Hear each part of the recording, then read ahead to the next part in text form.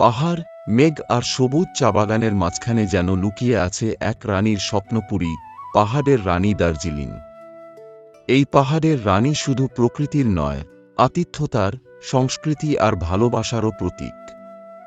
আজ আমরা জানব কবে ঘুরতে যাবেন দার্জিলিং, কি দেখবেন, আর কেমন অভিজ্ঞতা হতে পারে নেপালি হোমস্টেতে থাকার। কখন যাবেন দার্জিলিং? দার্জিলিং ঘুরতে যাওয়ার সেরা সময় হচ্ছে মার্চ থেকে মে আর অক্টোবর থেকে নভেম্বর। এই সময়ে আবহাওয়া মনোরম থাকে, ঠান্ডা হলেও অস্বস্তিকর নয়। তবে যদি বরফ দেখতে চান, জানুয়ারি ও ফেব্রুয়ারিতেও যেতে পারেন। এই সময় ঠান্ডা একটু বেশি থাকে, 3 থেকে 4 ডিগ্রি সেলসিয়াস পর্যন্ত নেমে যায়। গ্রীষ্মে গেলে পাহাড়ের হালকা রোদ আর ঠান্ডা হাওয়া মন ভরিয়ে দেবে। শীতকালে গেলে সকালের কুয়াশা আর পাহাড় ঢেকে যাওয়া সাদা বরফ যেন এক রূপকথার ছবি।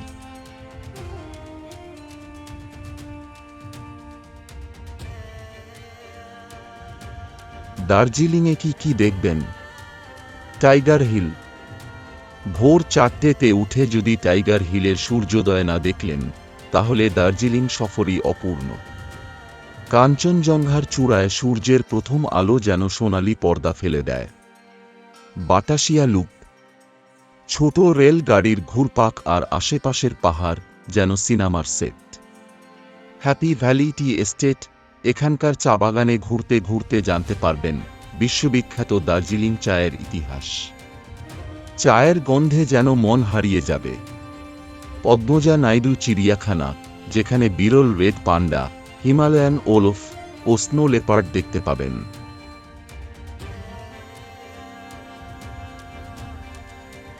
জাপানিজ পিস প্যাগোডা, শান্তি, ধ্যান আর পাহাড়ের নিস্তব্ধতা একসাথে চাইলে এখানে আসতেই হবে। Darjeeling Himalayan railway, UNESCO heritage site, এখানে খেলনা ট্রেনে চড়ার মজা জীবনে একবার নিতেই হবে।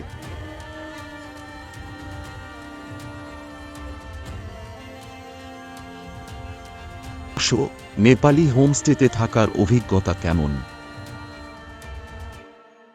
আপনি যদি সত্যি দার্জিলিংকে জানতে চান, তবে হোটেলে নয়, নেপালি হোমস্টেতে থাকুন।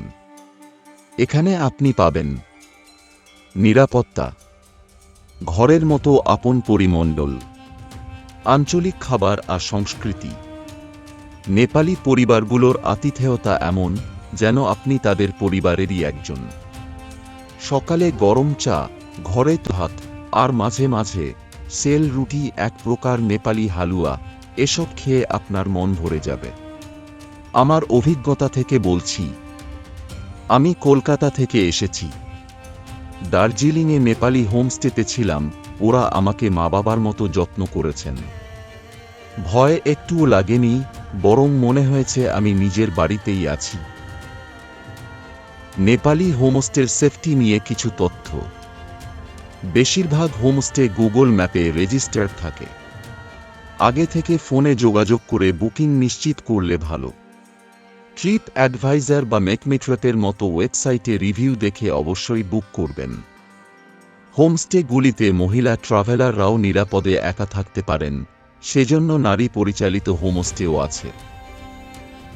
কেন দার্জিলিং আপনার পরবর্তী গন্তব্য হওয়া উচিত? কারণ দার্জিলিং শুধু পাহাড় নয়, একটি অনুভূতি।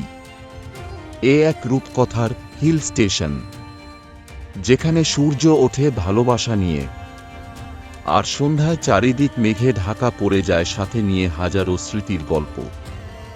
দার্জিলিংয়ে স্থানীয় মানুষজন আপনাকে নাম ধরে কখনো ডাকবে না, দিদি বা দাদা বলেই সম্বোধন করবে।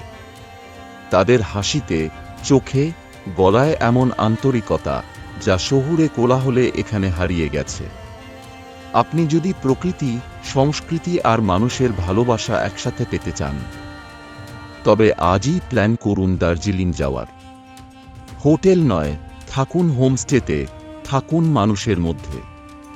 পাহাড়ের রানী আপনাকে সর্বদাই হাতছানি দেয় তার রূপ পরিদর্শন করার জন্য। এই ছিল আজকের গল্প।